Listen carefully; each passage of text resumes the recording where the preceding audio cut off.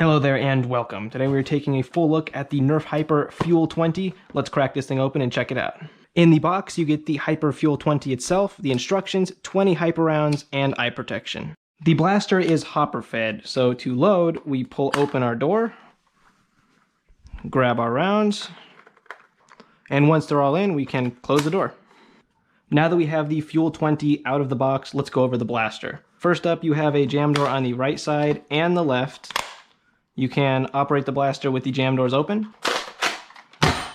You have a rail here and a rail here. These rails are identical to the ones that were on the previous Hyper blasters, which are identical to the ones on the rival blasters. So you can stick the few attachments that the rival line had on this blaster just fine. We have kind of a sling mount right here on the bottom of the grip. We have a safety on the left-hand side of the blaster only. Down is safe and up is fire. We have a reprime switch. When the blaster is primed and you can't pull this back, this switch will disengage that lock in case you have a jam or something along those lines. Right here we have probably the worst priming indicator that Nerf has ever put on a blaster. You really can't tell if it's primed very easily at all. It moves down a tiny bit. It doesn't turn orange or anything very obvious like that. It's very subtle. For the most part, a useless priming indicator, which is unfortunate. I just realized, to my shock, this blaster does not have a hop-up tab. The texturing inside this barrel is identical to the one on the Rush 40, which is to say you can definitely install a hop-up. Now when you pull this back here, that is what primes the blaster. The most comparable thing to this that I can think of would be that Overwatch Reaper blaster. To fire the blaster, you pull the handle back, and then push it all the way forward, and now you're ready to fire.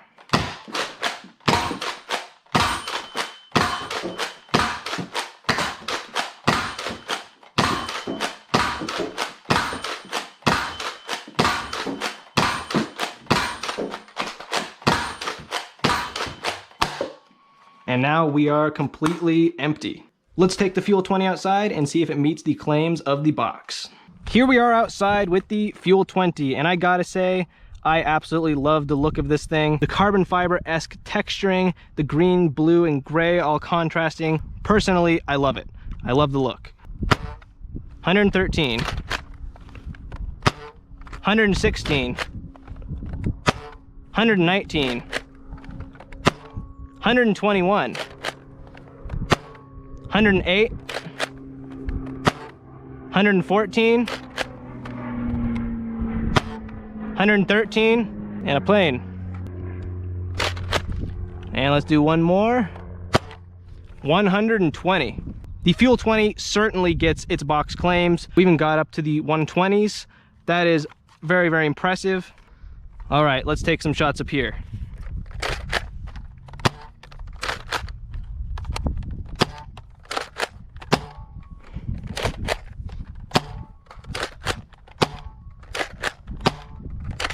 Let's do one at a ridiculous angle.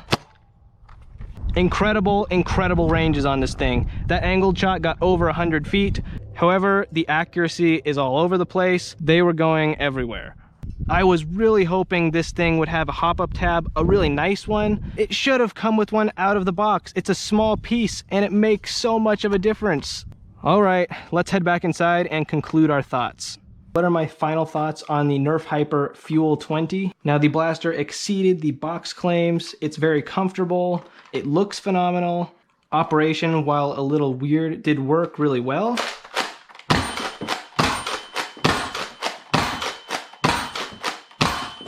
It seems to me like this blaster is feeding better than a Rush 40. It can keep up with pretty fast shots in my testing. My most massive disappointment with this blaster is the fact it doesn't have a hop-up. That would have made this thing. It would have given it a much more consistent trajectory. We've seen what people have done with Rush 40s. Custom hop-ups make it much more accurate. I don't think the blaster's bad, but the reason I can't fully recommend it is because I think there's a better blaster out there, and that is the Rush 40. The Rush 40 has a more traditional prime on it. It fires just as hard as the FUEL-20.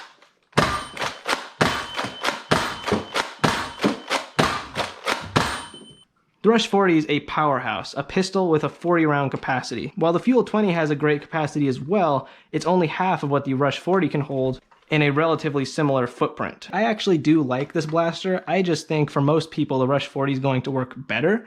If you're planning on modifying the blaster, putting a heavier spring in it, this is a better choice than the Rush 40.